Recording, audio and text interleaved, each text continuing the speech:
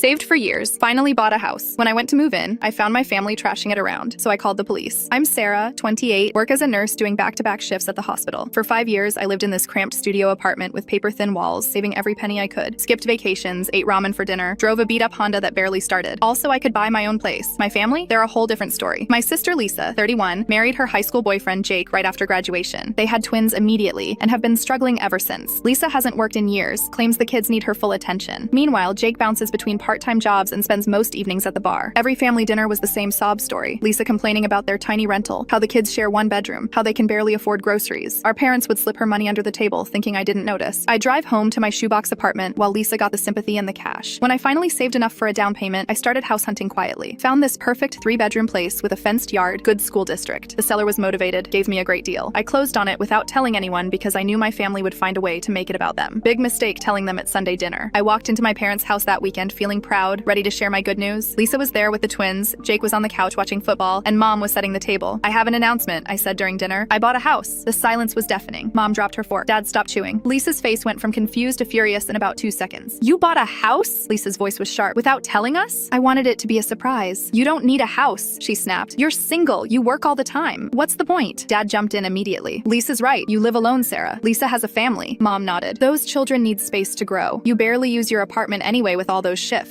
I stared at them, shocked. It's my money. I saved for 5 years. Family helps family, Dad said firmly. Lisa needs that house more than you do. Lisa leaned forward, eyes gleaming. You should sign it over to us. It's the right thing to do. I couldn't believe what I was hearing. Are you insane? I'm not giving you my house. Don't be selfish, Mom chimed in. Think about your nephews. Jake finally looked up from his beer. Yeah, we could really use the space. I stood up, grabbing my purse. This conversation is over. Don't you dare walk out on us, Lisa yelled as I headed for the door. I didn't look back. Drove straight home, hands shaking with rage. The next few weeks were brutal. Constant calls, guilt trip texts, even showing up at my work. Lisa kept insisting I was being cruel to the children. My parents acted like I'd personally ruined the family. I changed my number and moved into my new house without telling them the address. For 2 months, everything was perfect. I loved my space, my quiet neighborhood, my own driveway. Finally felt like I'd made it. Then I had to leave town for a nursing conference. 3 months later, I'm on a business trip when my neighbor calls. There are people in your house, loud music, cars, everywhere. I check my security cameras and my blood runs cold. It's Lisa throwing a full party in my house. 20 people, drinking my wine, kids jumping on my furniture. But here's the kicker. I see Lisa giving tours, telling people, welcome to my new house. She's literally claiming it as hers. I call 911. There are intruders in my home. 20 minutes later, I watch through my cameras as police storm in. Lisa's screaming, this is my sister's house. She gave us permission. Turns out, Lisa copied my keys at the housewarming party and had been using my place as her personal party venue for weeks. She got arrested for breaking and entering. The party guests were mortified when they realized they'd been partying in a stolen house. Best part? Lisa had quit her job because she thought she was getting my house for free. Now she's facing charges, and I changed all my locks. My house, my rules.